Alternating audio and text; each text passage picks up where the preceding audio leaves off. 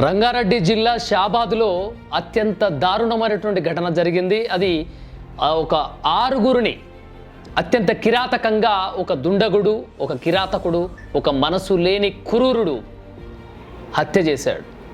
ఈ హత్యకు గల కారణం ఏంటి అంటే గడిచినటువంటి మే నెల 16వ తారీఖున ఈ పార్వతి రాజ్ కుమార్ అనే వ్యక్తి మీద పోక్సో కేసు నమోదైంది. ఈ కేసు నమోదైన తర్వాత అతనిపై కేసు పెట్టినటువంటి కుటుంబీకులపై కావాలని కక్షపూరితంగా తన మనసులో వీరిపైన ద్వేషాన్ని పెంచుకున్నాడు రాజ్ కుమార్. మరి పోక్సో కేసు నమోదైనాక జైలుకి వెళ్తారు. కానీ జైలుకి వెళ్ళిన తర్వాత ఆయన బెయిల్ మీద బయటికి వచ్చి ఈ పోక్సో కేసు నమోదు కావడానికి గల కారణమైన కుటుంబం, అందులో ఉన్నటువంటి వాళ్ళు ఎవరైతే ఉన్నారో వారితో పాటుగా ఈ రాజ్ కుమార్ అనే వ్యక్తి తను తాళి కట్టి పెళ్లి చేసుకున్నటువంటి తన భార్యను, తను కన్న తన పిల్లల్ని కూడా, రాజ్ కుమార్ సొంత పిల్లలు, తను కన్న పిల్లల్ని కూడా అత్యంత కిరాతకంగా చంపేశాడు.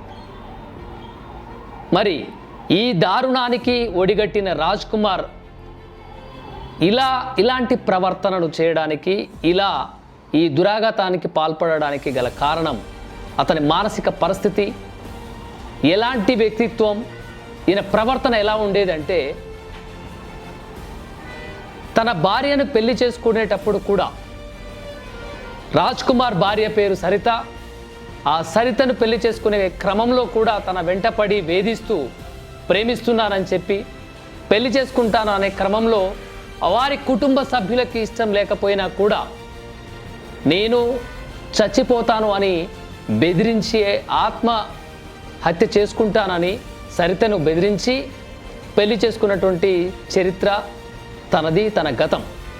పెళ్లి చేసుకున్న తర్వాత కూడా అతనికి ఈ షాబాద్లోని దైవాలగూడ గ్రామంలో 8 ఎకరాల భూమి కూడా ఉంది. ఈ 8 ఎకరాల భూమితో పాటుగా ఇతనికి వ్యసనాల అలవాటు ఉంది.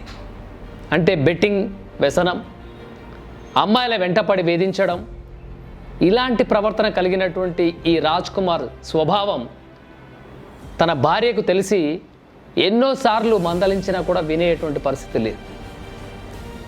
ఎందుకు ఇలాంటి ప్రవర్తన చేస్తున్నాడు అనే కోణంలో ఈ సంసారంలో కూడా పలుమార్లు వాళ్ళు భార్యాభర్తలు కూడా వాదలాడుకోవడం, మందలించుకోవడం, ఇతను తన భార్యని కూడా దూషించడం, తిట్టడం, కొట్టడం కూడా జరిగాయి.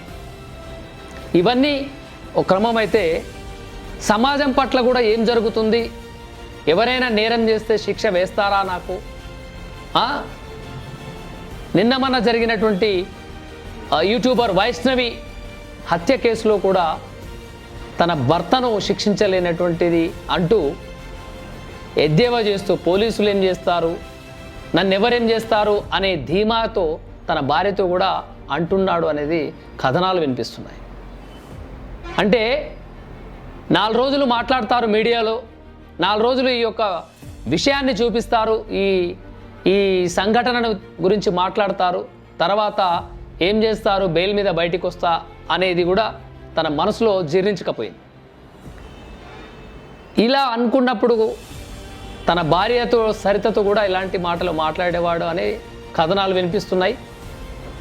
ఈ క్రమంలో మే 16వ తారీఖున రాజ్ కుమార్ మీద పోక్సో కేసు నమోదైంది. ఈ పోక్సో కేసు నమోదవడానికి గల కారణం వారి ఇంటి పక్కనే ఉన్నటువంటి మైనర్ బాలిక, 17 సంవత్సరాల మైనర్ బాలిక, ఆ బాలిక మీద కన్నేశాడు రాజ్ కుమార్.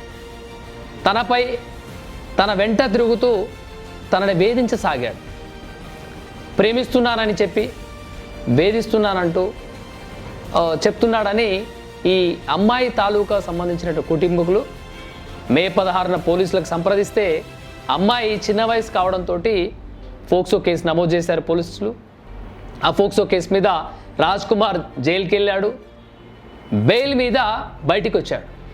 కానీ బయటికి వచ్చిన తన మనసులో ఈ కుటుంబం పైన తీవ్రమైనటువంటి కక్ష సాధింపు చర్యతో కావాలని పథకం ప్రకారం అర్ధరాత్రి ఆ ఇంట్లోకి ప్రవేశించాడు రాజ్ కుమార్. ప్రవేశించి నానమ్మను, ఈ అమ్మాయి వాళ్ళ అమ్మను, వీరిని చంపేసి ఈ 17 సంవత్సరాల మైనర్ బాలిక ఎవరైతే ఉన్నారో వారి అక్క 19 సంవత్సరాలు వికలాంగురాలు, తననేమనకుండా తన కళ్ళ ముందలే తన సోదరిని చెయ్యి పట్టి లాక్కొని వెళ్ళి తన కారులోకి తీసుకెళ్ళి అట్నుంచి వేరే అంటే ఆ గ్రామానికి దూరంగా ఒక 3 కిలోమీటర్ల దూరంలో, షాబాద్ నుంచి 3 కిలోమీటర్ల దూరంలో అక్కడికి తీసుకెళ్ళి ఆ అమ్మాయిని రేప్ చేసి అత్యంత పాశవికంగా, అత్యంత అమానుషంగా హత్య చేశాడు. ఇలాంటి క్రూరమైనటువంటి మనసు కలిగిన రాజ్ కుమార్ మనసు చచ్చిపోయింది, హృదయం లేనటువంటి ఇలాంటి నీచమైనటువంటి మనస్తత్వం కలిగిన రాజ్ కుమార్ తర్వాత వాళ్ళ కుటుంబీలకు ఫోన్ చేసి నేను తప్పు చేశాను అంటూ మాట్లాడి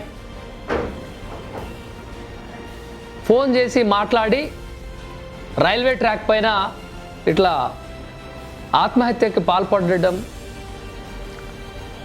రైలు వేగంగా వస్తున్నటువంటి శబ్దానికి అతను భయపడి అక్కడి నుంచి మళ్ళీ తప్పించుకొని ఎక్కడికో ఫారెస్ట్లోకి వెళ్ళిపోయినట్లుగా పోలీస్ వర్గాలు తెలియజేస్తున్నారు. అతను పరారీలో ఉన్నాడు అని చెప్పేసి కూడా అంటున్నారు.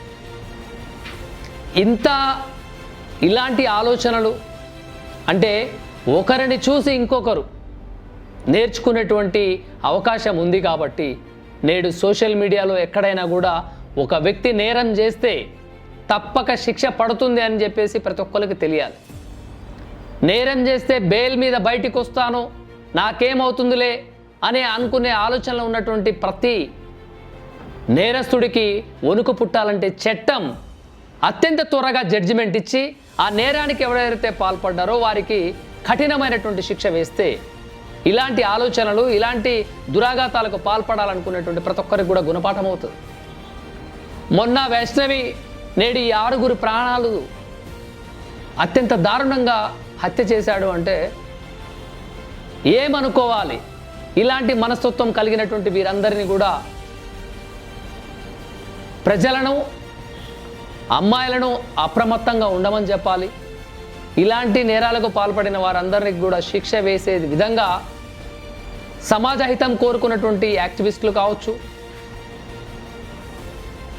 మనసున్న ప్రతి ఒక్కరు కూడా శిక్ష వేయాలని కోరుకుంటారు.